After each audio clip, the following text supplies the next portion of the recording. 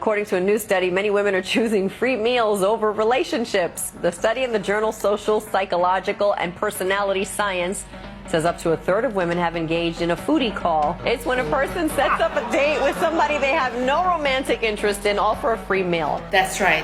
Studies show that a third of all dates are just people who are trying to do it for free.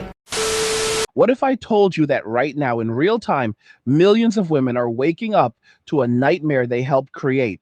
A world where the men have simply disappeared, not dead, not hiding, just gone from every place women used to count on them being.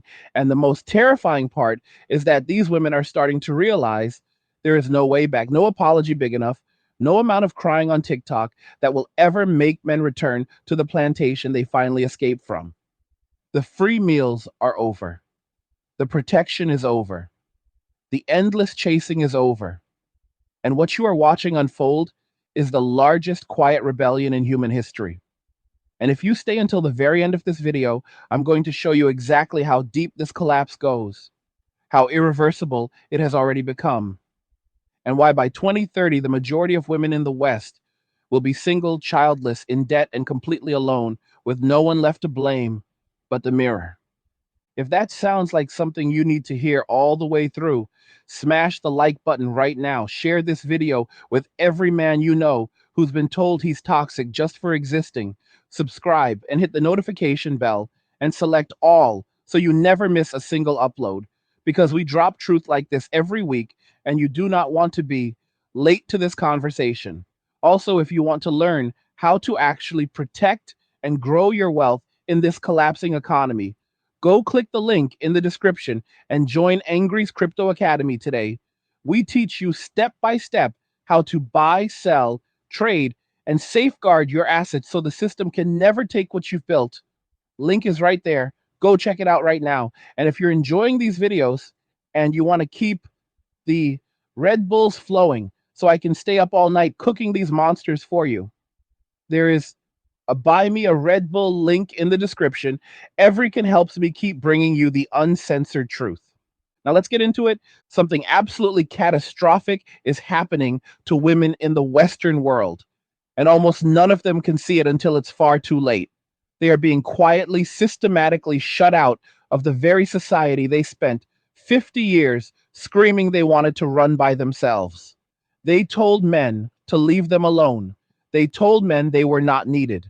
They mocked men, shamed men, recorded men, jailed men, divorced men, took their children, took their money, took their peace.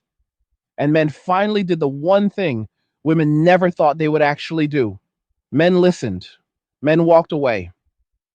Not in anger at first, just in exhaustion, then in relief, and now in cold, calculated indifference. And the moment men walked away, the entire invisible infrastructure that women had been feeding off for decades collapsed overnight. You see, for generations, women had a secret economy most people never talk about.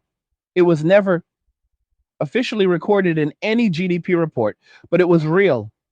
And it was massive. It was the simp economy, the free dinner economy, the I'll just go on 3 Hinge dates this week and never buy groceries economy.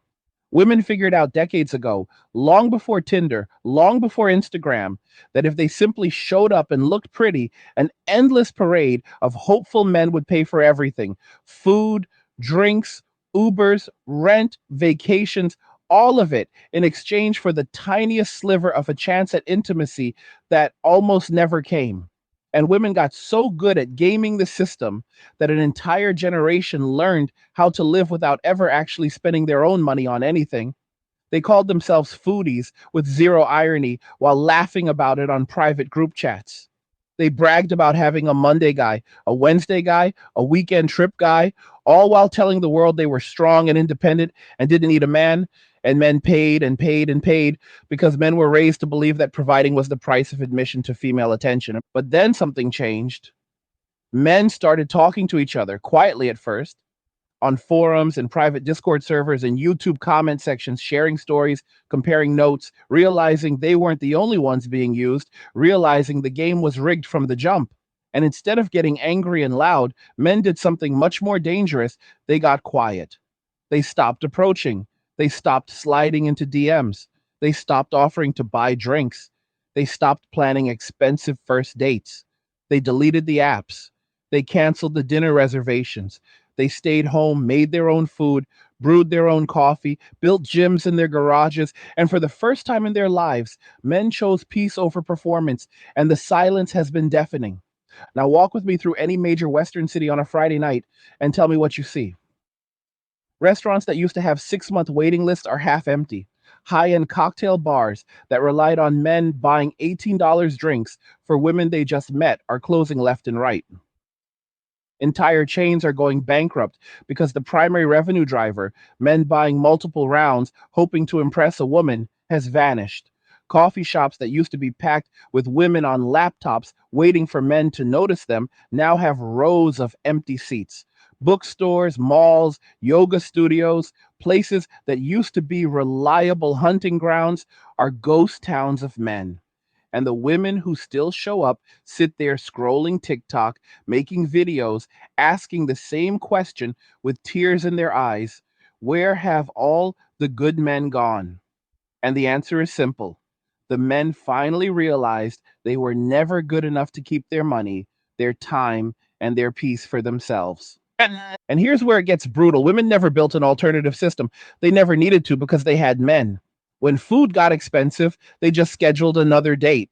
When rent went up, they found a guy who was happy to help. When they wanted to travel, they posted a bikini photo and waited for the flight offers to roll in.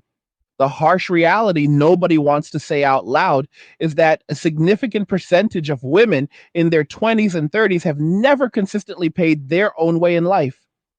They moved from daddy's house to the dorms to splitting rent with a boyfriend to getting a guy to cover most of it while they worked a passion job that didn't actually pay enough. And now that the boyfriends are gone and daddy is retired and broke, they are staring at grocery bills they literally cannot afford and rent they literally cannot pay. And they are making TikToks in their cars crying because eggs are $8 and they don't understand how they're supposed to survive. And the coping is wild to watch.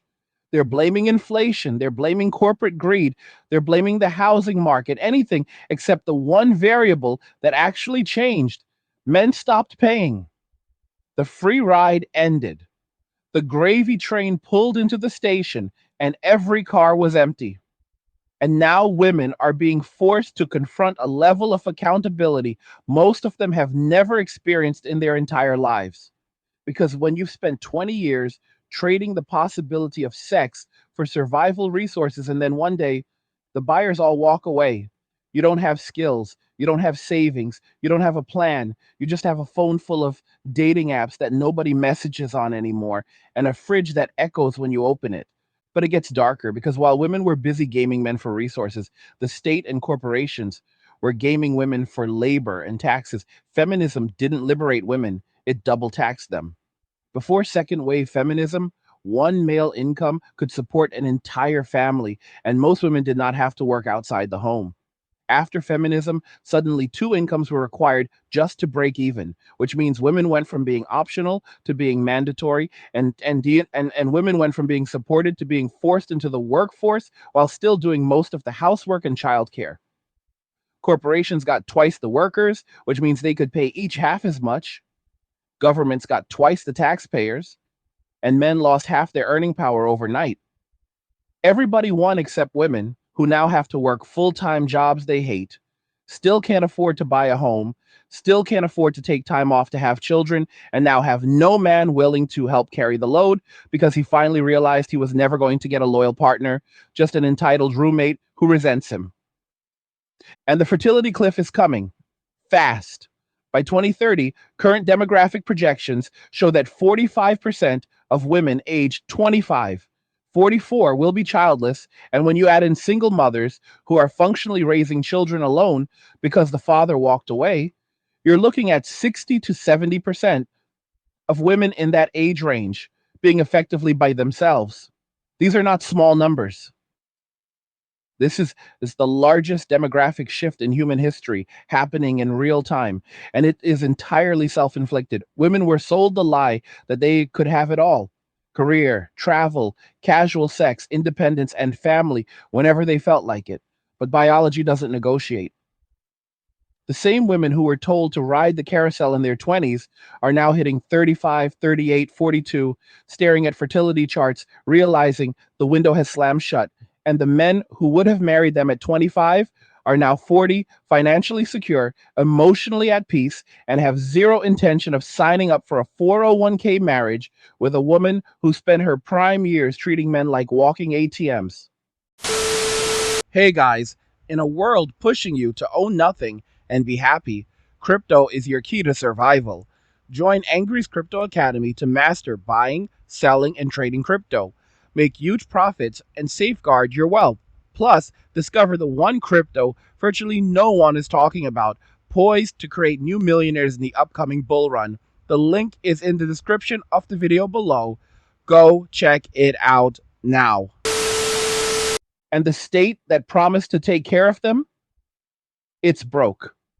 Every Western government is drowning in debt. The social safety nets women were told would replace husbands is collapsing under its own weight. Pensions are being cut. Healthcare waiting lists are years long. Housing subsidies don't exist for single childless women. And the same politicians who told women they didn't need men are now openly discussing raising retirement age to 70 or higher because there aren't enough young workers to pay into the system. Workers who don't exist because women stopped having children. The math is merciless and it is catching up fast. So now we're seeing the tears. The viral videos of women in their 30s openly weeping because men won't approach them anymore.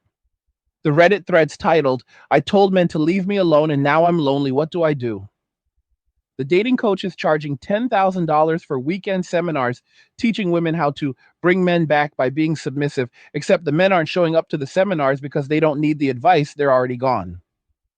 The most common comment under every single one of these crying videos from women is now some version of, "You told us to go away. We left. Good luck." And the best part?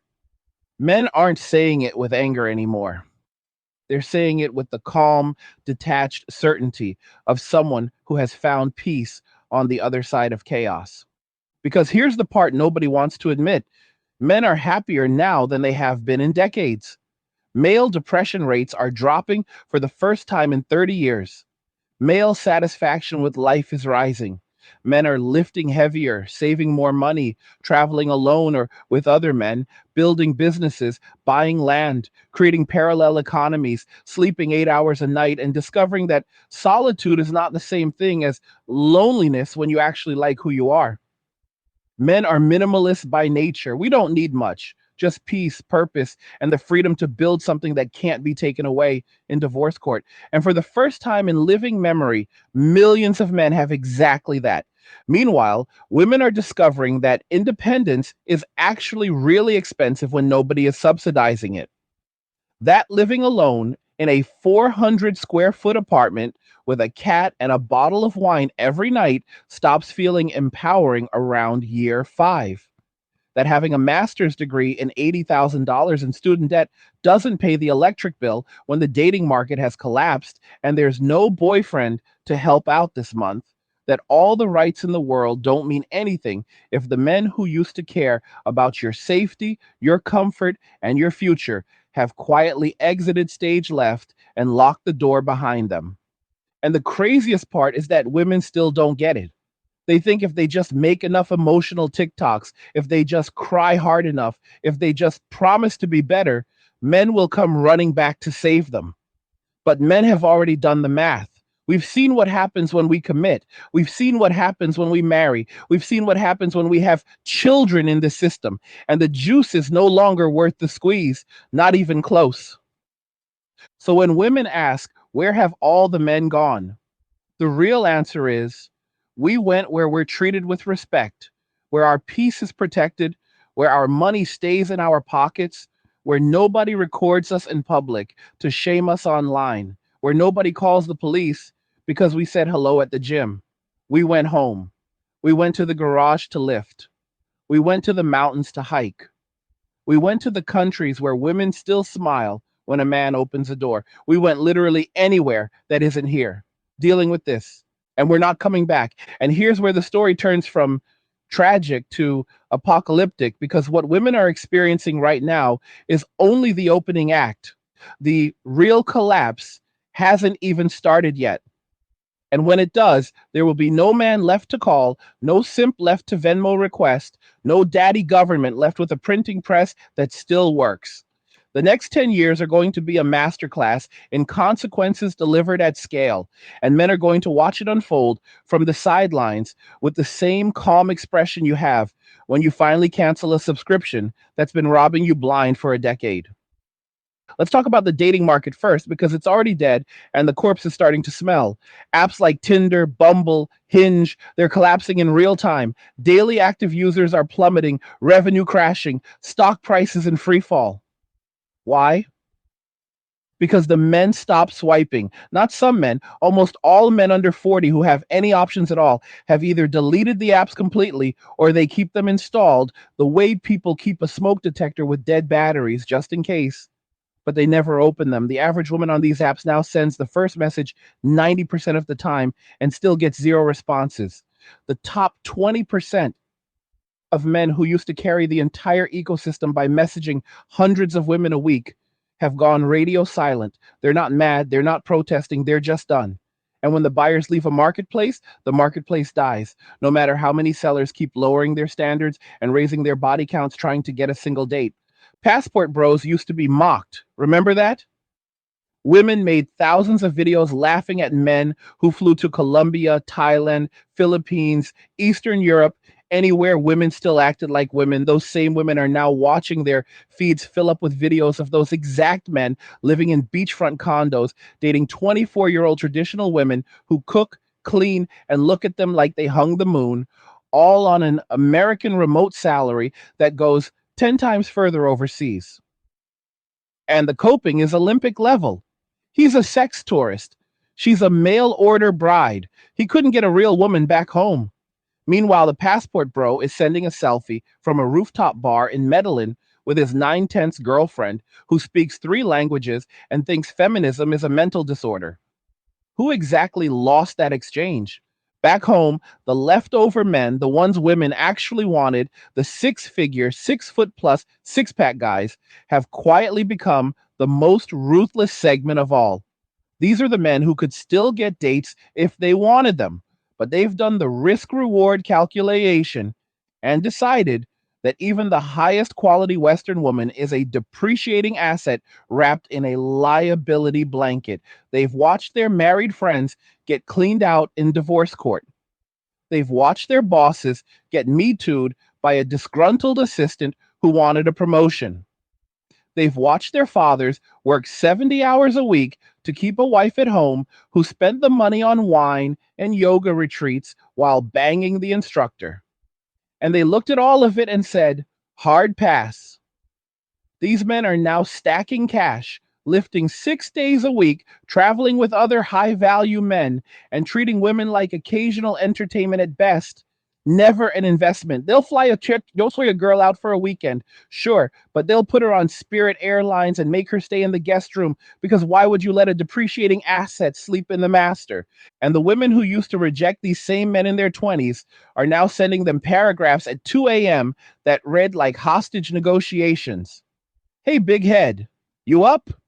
I've been thinking about you lately. The men just leave them on read and go back to sleep because revenge is a dish best served ice cold. And these guys have walk in freezers. Let's talk about the workplace next, because that's where the next shoe drops.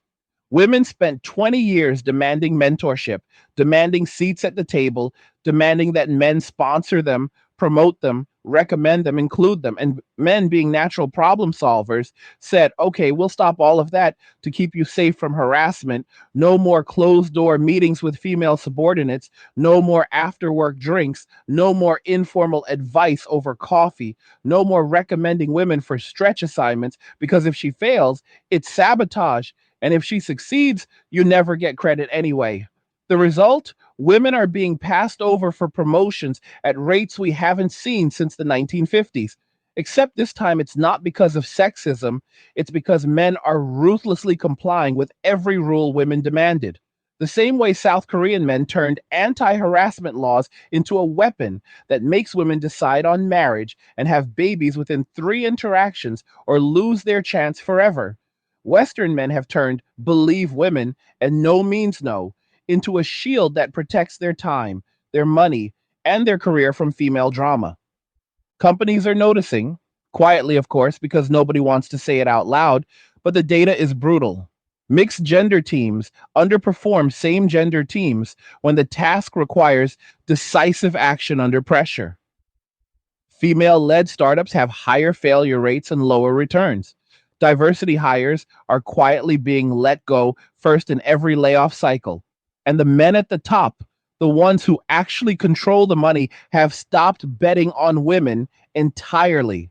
They'll hire them to check an ESG box, sure, but the real power, the real equity, the real board seats, those are going to other men, usually younger men who don't have the appetite for risk that comes with a wife and kids and alimony payments. The result is a growing underground economy that women cannot access. Men are building private Discord servers, private investment groups, private masterminds, private gyms, private everything. You need an invite from another trusted man to even know they exist.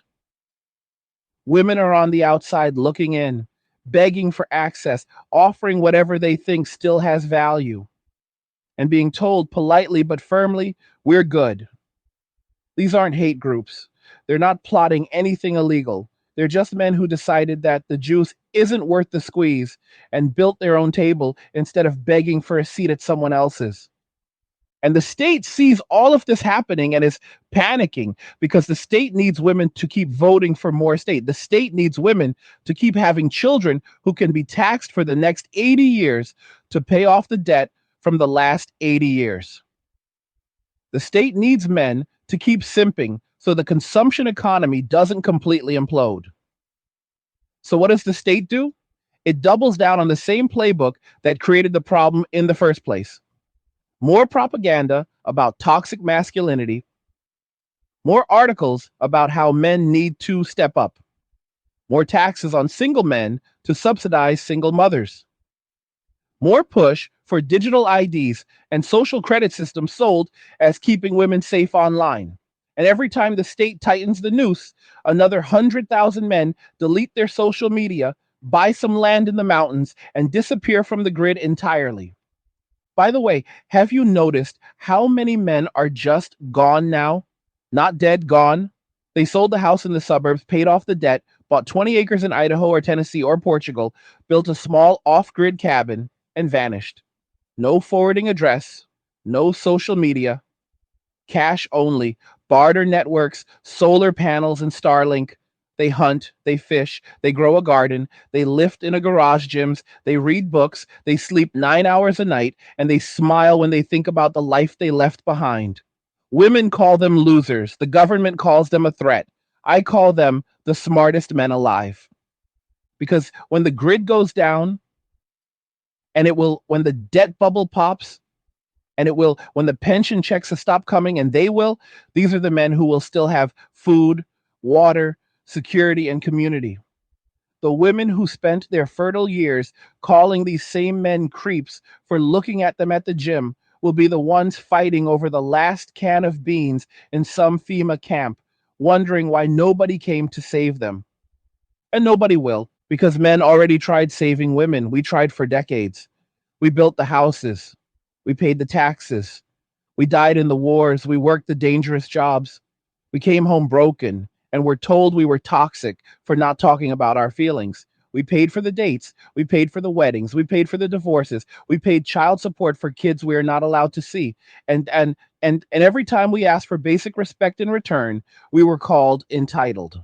So we stopped asking, we stopped offering, we stopped caring, and now we're just watching the fire. We didn't start burn the house we no longer live in. There's a saying in the manosphere that gets thrown around a lot. Men are opting out, women are being opted out of. The difference is everything. Men chose peace. Women are having survival choices made for them by a system that never cared about them in the first place. The state isn't your husband. Corporations aren't your daddy. OnlyFans isn't a retirement plan. And the men you told to get lost for 20 years aren't coming back to carry you out of the burning building you spent your life pouring gasoline on. The black pill isn't hate, it's pattern recognition after the cope runs out. And the pattern is crystal clear. Every society that elevates women at the expense of men collapses. Every single one. Rome, Greece, Weimar, Germany, every time the pattern is the same. Men build, women inherit, women destroy, men walk away, society dies. We're just the first generation to live stream the final stage in high definition. So when you see another video of a 38-year-old woman with purple hair and a nose ring crying into her ring light about how there are no good men left, understand what you're really watching. You're watching the last gasp of a civilization that killed its own immune system and is now surprised it caught a cold. You're watching a gender that was handed the world on a silver platter and responded by burning the platter, smashing the world, and then demanding someone bring them a new one because they're hungry. And the men, we're doing great. Thanks for asking them. We're sleeping better. We're making more money. We're lifting heavier. We're traveling lighter. We're laughing louder. We're building parallel systems that don't need your approval, your taxes, or your drama. We're discovering that life without constant criticism, constant demands, constant chaos is actually pretty fantastic. We're finding out that peace is a feature, not a bug, and we're never giving it up again. So, to every woman watching this who spent the last decade telling men they were trash, that they were toxic, that they weren't needed, congratulations. You won. You got exactly what you asked for.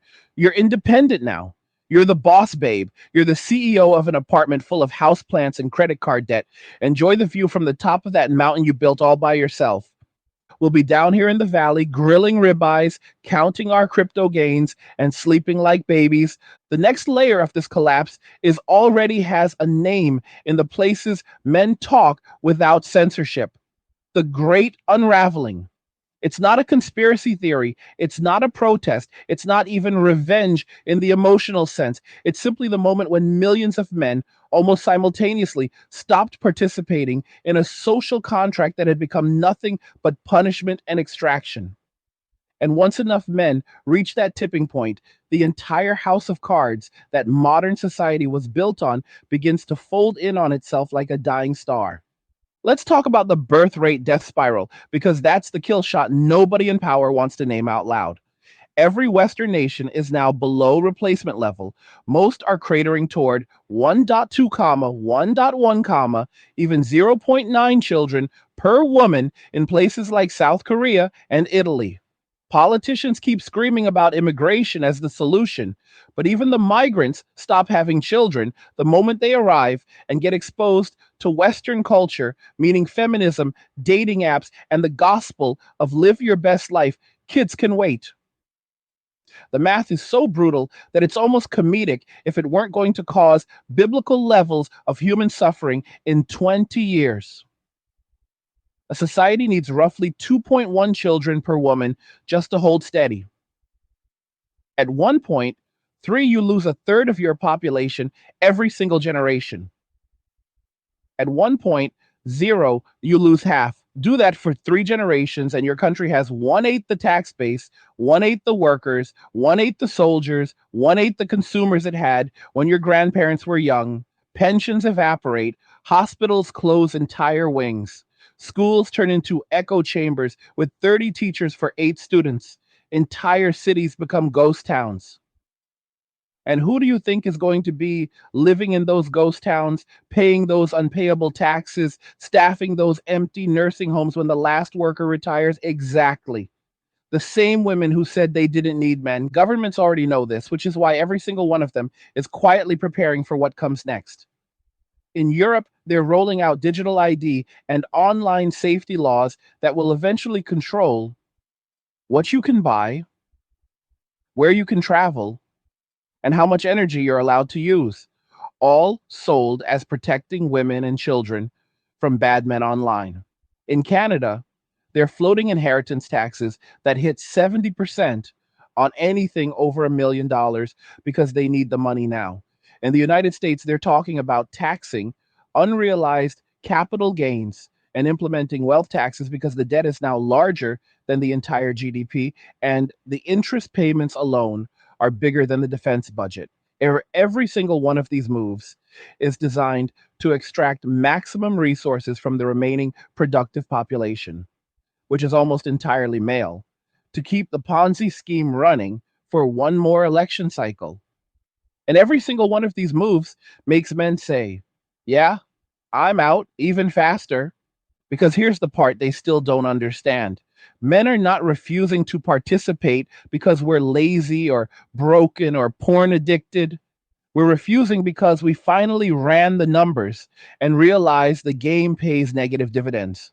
Marriage, 50% plus end in divorce, 80% initiated by women, 90% of assets go to women, 97% of alimony paid by men.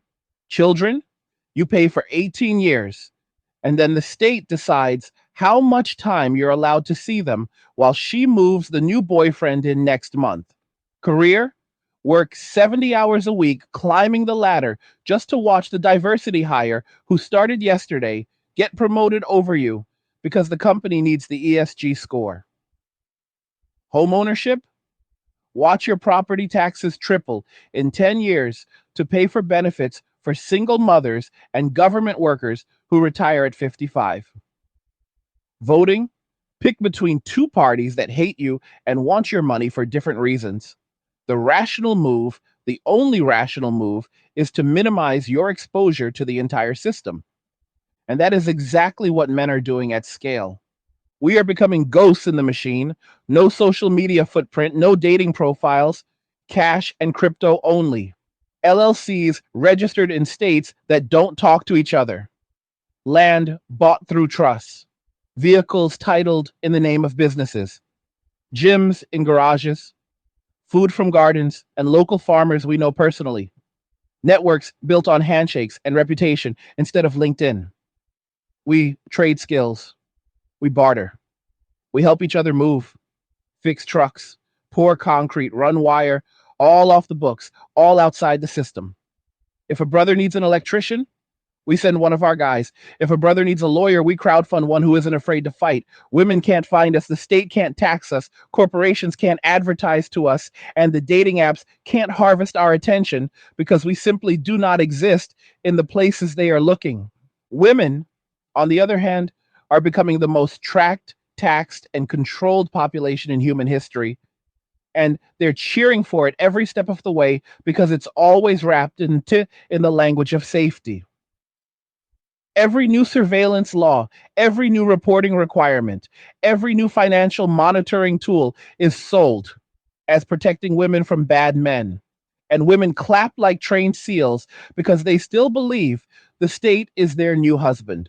They have no idea that the state is about to become the most abusive husband imaginable, one that never dies, never leaves, and can garnish your wages before you even see them. Look at what's already happening in the UK and Australia with the online safety bills. You can now be investigated for hurting someone's feelings on the internet. People are getting visits from the police for tweets. Banks are closing accounts of people who say the wrong things. And who do you think pushed for these laws the hardest? Women's rights groups, domestic violence charities, female politicians. They wanted protection from mean words. And now everyone is getting the protection, including the women who begged for it. The irony is so thick, you need a chainsaw to cut it. And when the pensions collapse, when the grocery store shelves are half empty because there aren't enough truck drivers, when the power grid starts browning out because there aren't enough linemen, when the hospitals have 18-month waiting lists for basic surgery because there aren't enough doctors, women will finally understand what men weren't oppressing them by building civilization. We were protecting them from it. Civilization is a thin veneer over a brutal reality, and men were the shock absorbers between women and that reality for 10,000 years. Remove the shock absorbers, and the ride gets very, very bumpy, very fast.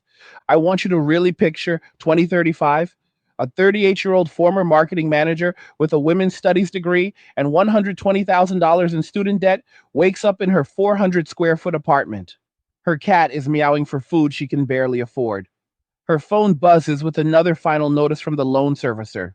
She opens TikTok to make another video asking where all the good men went, but the algorithm doesn't push it because her engagement has fallen off a cliff. Nobody cares anymore. She applies to 30 jobs and gets zero interviews because AI has already replaced half the white collar workforce, and the other half is going to men who don't come with legal risk. She thinks about moving back in with her parents, but dad died of a heart attack at 62. Working overtime to pay mom's credit card bills after the divorce, and mom is now living in a one bedroom on Social Security that got cut 30% because the fund is insolvent. She looks at her freezer and realizes she has 3 more days of food, then nothing.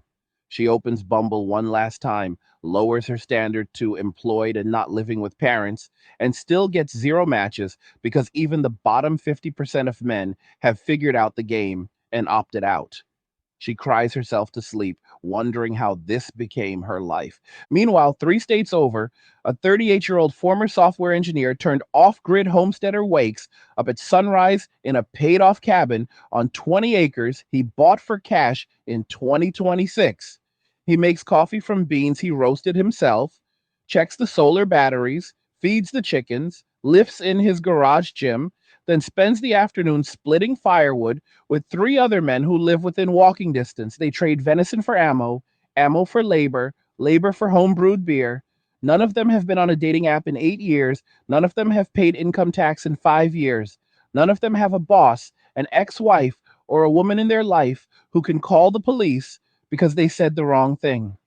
They sleep 9 hours a night, laugh until their ribs hurt, and when the conversation occasionally turns to the collapse happening in the cities, they just shrug and say, "We tried to warn them." Well, that is not hyperbole. That is the trajectory we are already on. And the gap between those two realities is widening every single day. Women still think this is a negotiation. They think if they just make enough podcasts, write enough articles, pass enough laws, cry enough tears, men will eventually feel bad and come back to save the system that was eating us alive.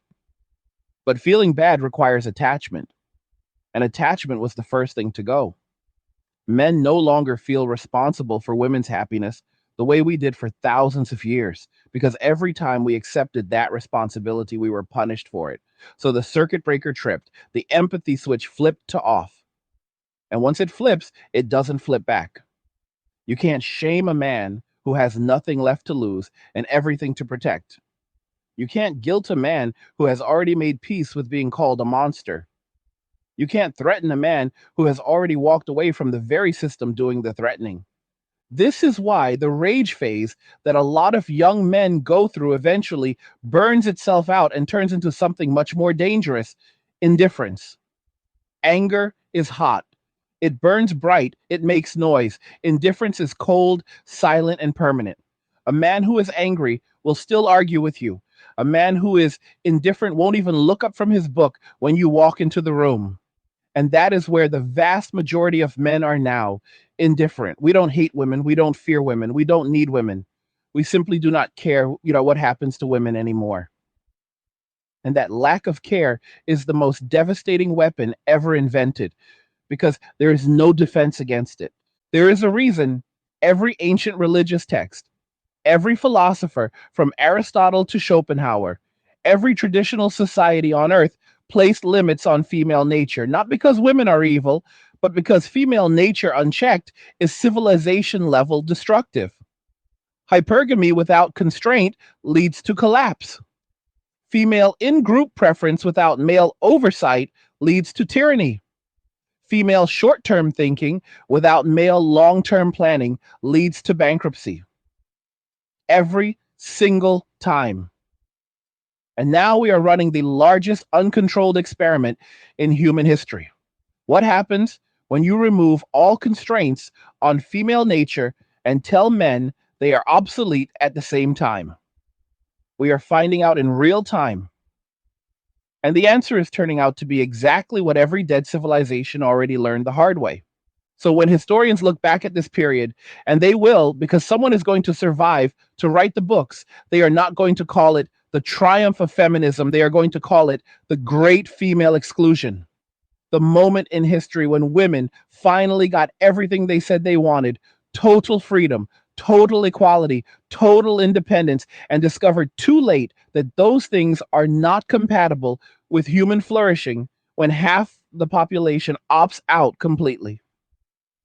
And the men who walked away were going to be the epilogue, the ones who quietly rebuilt something new on the ashes of the old, far from the cities, far from the noise, far from the drama, living simple lives of strength, brotherhood, purpose, and peace, while the ruins cool. And now we reach the part of the story that almost nobody is willing to say out loud because it is already too late. Not almost too late. Not we can still turn this around if men just step up. It is finished. The window has closed. The demographic freight train has already left the station, and it is barreling toward a cliff with no brakes and no one at the controls. The only thing left to decide is how loud the crash is going to be and who is still standing on the tracks when it hits. Let's run the cold numbers, because numbers do not care about feelings, and these numbers are merciless. In the United States today, there are roughly 62 million women between the ages of 20 and 45. By 2030, at current trends, at least 28 million of them will be permanently childless. Another 10, 12 million will be single mothers, meaning they are effectively raising children alone because the father either never existed on the birth certificate or walked away the moment the DNA test came back negative or the court orders started piling up. That leaves roughly 24 million women who will be in some form of relationship or marriage. And even that number is inflated because a large percentage of those relationships are situationships, boyfriend of the month clubs, or marriages that are already dead and just waiting for the divorce papers. So when we strip away the cope, we are looking at 38, 40 million Western women hitting their 40s and 50s with no children, no husband, no savings, no family support structure, and no safety net except a government that is already trillions in debt and cutting benefits every year. 40 million women. That is larger than the population of Canada. That is larger than the population of Australia twice. That is an entire generation of women who were told they could have it all and are about to discover they are going to end up with nothing at all. And the worst part? Most of them still don't see it coming. They still think the cavalry is just running late. They still think if they just lose 15 pounds, get the BBL, start dressing feminine, make enough high value woman content, the men will magically reappear and wife them up at 39 like nothing ever happened. But the men are not late. The men are gone. And the door did not just close, it was welded shut from the outside and bricked over for good measure. You can see the panic starting to leak through the cracks now. Dating coaches who used to sell become the prize courses to women are quietly pivoting to how to lock down a man before it's too late boot camps for $15,000 a weekend. Female podcasters who spent 5 years telling women to live your truth and never settle are suddenly doing tearful apology tours saying they regret not having children sooner. Cosmopolitan and Vogue are running cover stories with headlines like "The Case for Marrying Young" and "Why Having Kids in Your 20s Isn't as Crazy as You Think." The same media outlets that called traditional women pick-me's and trad wife content cringe are now paying those exact women six figures to come on their podcasts and explain how they hacked getting a ring by age 25. The cope is reaching terminal velocity, and it still will not be enough. Because even if every single 22-year-old woman watching this video right now woke up tomorrow, deleted the apps, threw away the birth control, and decided she wanted the husband and babies today, the math still does not work. There are not enough men left who are willing to play the game. The trustworthy, provider-minded, marriage-oriented men who would have happily locked those women down at 23 have either already been burned once and sworn off marriage forever, or they looked at the risk reward ratio and decided to take their fertility and their earnings overseas where women still value them. The remaining pool of men inside the West who are still willing to marry is now so small, and the competition for them so fierce that unless you are top 5% in looks, youth, femininity, and submissiveness, you are simply not getting picked. And the women who do check all those boxes are already married, usually to the men who got out of the cities in 2020 and never looked back. This is why the soft guy era and bring chivalry back campaigns you see trending every few months always fizzle out within weeks.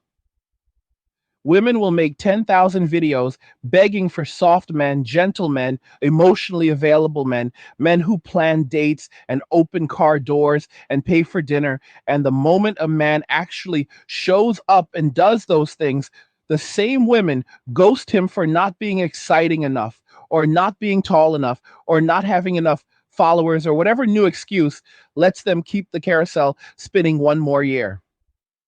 Men tried the soft route. Men tried the nice route. Men tried the provider route. Every single version of masculine behavior has been tried, tested, and ultimately punished. So men adapted. We stopped trying to be what women said they wanted because women never actually wanted it in the first place. They wanted the fantasy version that only exists in romance novels and Ryan Gosling movies. And when real men showed up with real paychecks and real commitment, women treated them like backup plans while chasing the fantasy until the fantasy ghosted them at 2 a.m.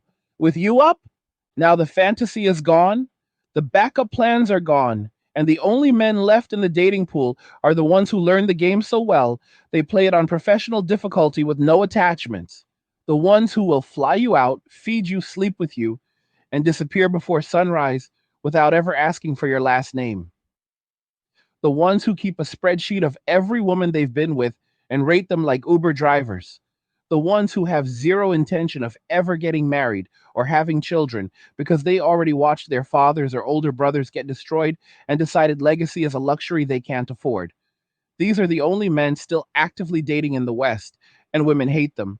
But they keep sleeping with them anyway because it's better than sleeping alone. And every time they do, they push the decent men who might have married them one more step toward permanent indifference. This is the death spiral in action. The more women chase the top 5% of men who will never commit, the more the bottom 95% of men opt out completely. The more men opt out, the higher the price goes up for the remaining committed men. The higher the price goes up, the more women try to share the remaining men instead of settling with the good ones. The more women share the top men, the less incentive those top men have to ever commit. Round and round it goes until the entire market collapses under its own entitlement, and nobody is getting what they want except the men who already left the market entirely. And while all of this is happening above the surface, something much darker is being built below it. Men are not just walking away from women, men are walking away from the entire centralized system. We are building parallel societies at a speed most people cannot even track because they're still looking for us on Instagram and TikTok. We are buying land in rural counties that nobody wanted 5 years ago. We are registering businesses in states like Wyoming and South Dakota that do not cooperate with family courts in California or New York. We are moving assets into privacy coins and hardware wallets the IRS cannot touch. We are forming private land trusts, private security details, private schools, private food networks, private everything. We are teaching each other trades in person, not on YouTube, where the algorithm can demonetize us. We are creating invitation only discords with 10,000 members where $1 million deals get done with a handshake and a Bitcoin address. We are becoming invisible to the system on purpose, and the system has no idea how to fight an enemy it cannot see, cannot tax, and cannot shame. Women still think the power they had came from laws or votes or hashtags. They never understood that their power was borrowed the entire time, borrowed from men who were willing to build, protect, provide, and sacrifice. The moment men stop lending that power, women discover how little actual power they ever had in the first place. A law means nothing if there is no man willing to enforce it. A vote means nothing if there is no man willing to fight for the country. A hashtag means nothing if there is no man willing to care what it says. Women ruled the West for 50 years the way a trust fund kid rules the family business, spending money they didn't earn, making decisions they didn't understand, firing the people who actually knew how to run things, and then acting shocked when the company goes bankrupt and the workers all quit. That bankruptcy is here. The workers have quit, the factory is empty, and the trust fund kid is standing in the parking lot holding a pink slip, wondering why nobody will come back to work for exposure and gratitude. There is a moment in every collapsing society when the people at the top finally realize the people at the bottom are no longer afraid of them. That moment has arrived. Women are not feared. The state is not feared. Corporations are not feared.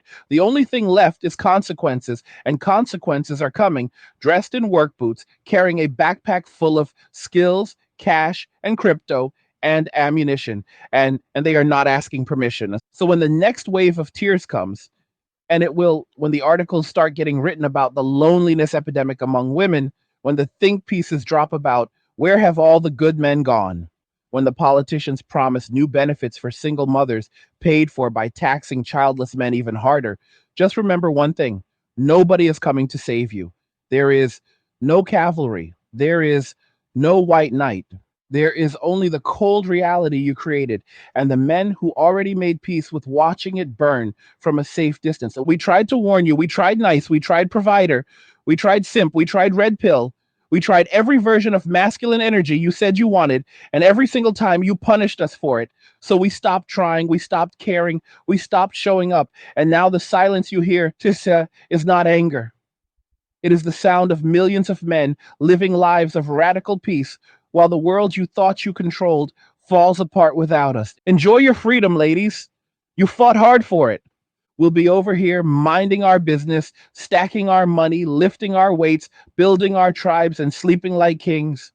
And when the day comes that you finally need something only a man can provide, whether it's a jar opened, a tire changed, a bill paid, or protection from the chaos you voted for, just remember the last thing we heard before we walked away: we don't need you.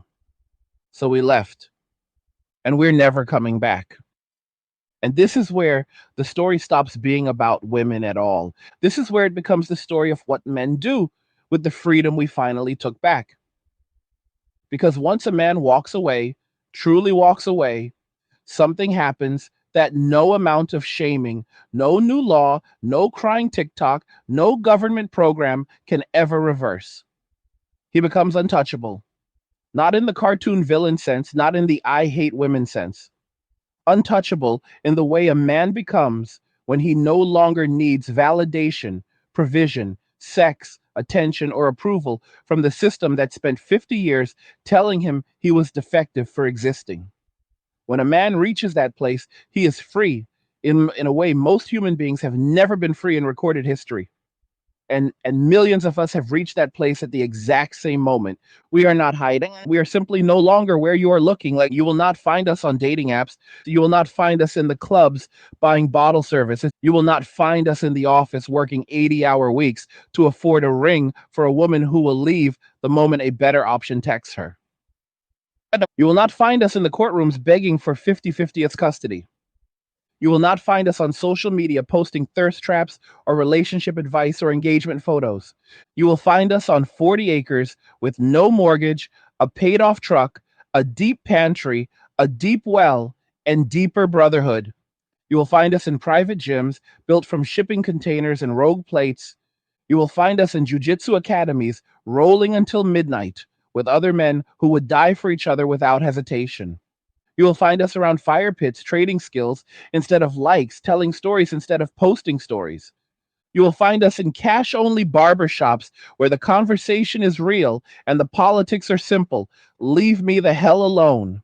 You will find us on fishing boats, on motorcycles, on mountain peaks, in boxing rings, in monasteries, in libraries and workshops, in crypto wallets, with 12-word seeds memorized and never written down. We are everywhere and nowhere at the same time. And we are multiplying faster than any government can track. Every week, another 1,000 men wake up, delete the apps, sell the overpriced condo, pay off the truck, and disappear into the new frontier. Every week, another company lays off another batch of middle managers who suddenly realize the golden handcuffs were actually iron shackles. Every week, another divorce gets finalized, and another man looks at the settlement papers worth half his net worth and says, "Never again," and means it with every cell in his body. We are not asking for permission anymore. We are not asking for forgiveness. We are not asking for understanding. We are simply living. And the life we are building is so much better than the one we left that it almost feels unfair. Sleep schedules fixed, testosterone levels through the roof, bank accounts growing instead of bleeding, stress levels non existent, laughter that comes from the gut, purpose that doesn't depend on female approval, legacy that doesn't require a woman's womb or a family court's blessing, brotherhood that would make ancient Spartans jealous, skills that actually matter when the power goes out, gardens that feed us, guns that protect us, books that teach us, men who trust us. We took the black pill, chewed it, swallowed it, and discovered it wasn't poison. It was the red pill's big brother wearing a tuxedo made of freedom. Once you see the game for what it is, once you see female nature without the Disney filter, once you see the state for the parasite it is, once you see the corporation for the soul harvesting machine it is, there is no unseeing it. And the only logical response is total detachment. We are not destroying society. We are abandoning it the way a healthy cell abandons a cancerous body. We are not tearing down the house. We are walking out the front door and building a new one on land the bank can't foreclose and the ex-wife can't claim in divorce court. And women can feel it. That's why the panic is turning into hysteria. That's why the laws are getting crazier. That's why the propaganda is getting louder. That's why the taxes are going up and the surveillance is going up and the digital ID push is accelerating. Because the people in charge finally realize the producers are leaving the plantation, and once the producers are gone, the entire system dies of starvation. But here is the part they will never understand. We do not want the old system back. We do not want to fix dating. We do not want to save marriage. We do not want to go back to providing for women who hate us. We do not want a seat at a table that is on fire. We want the new world we are already building. A world where a man's word is his bond, where loyalty is currency, where strength is celebrated, where peace is the default setting, where your past doesn't matter, only your character, where no one cares how many followers you have, only how heavy you can deadlift and how fast you can fix a generator when the grid goes down. This is men walking away in its final form, not a movement and not a protest and not a political party. A mass exodus of the competent, and the most beautiful part, it's quiet, it's peaceful, it's unstoppable. There are no leaders to arrest, there are no headquarters to raid, there are no manifestos to ban. There's only a million small decisions made by individual men every single day. I'm not doing that anymore. I'm not paying for that anymore. I'm not showing up for that anymore. I'm not apologizing for nothing. Multiply that by 10 million, and you get a civilization level event happening in slow motion right in front of everyone's face while they are too busy making reels to notice. So when the final chapter of this story gets written, and it will be written by the men who survive what's coming, it will not be a tragedy. It will be a victory lap. It will read something like this. They told us we were toxic for being strong. So we became unstoppable. They told us we were worthless unless we provided. So we provided for ourselves and our brothers. They told us we were obsolete. So we made ourselves indispensable to each other and irrelevant to them. They told us to come back. We built a new home and never looked back. They begged. We lifted. They cried. We slept. They demanded. We disappeared. And when the dust finally settled and the old world lay in ruins, the men who walked away were still standing, stronger, richer, happier, and freer than any generation of men who came before them.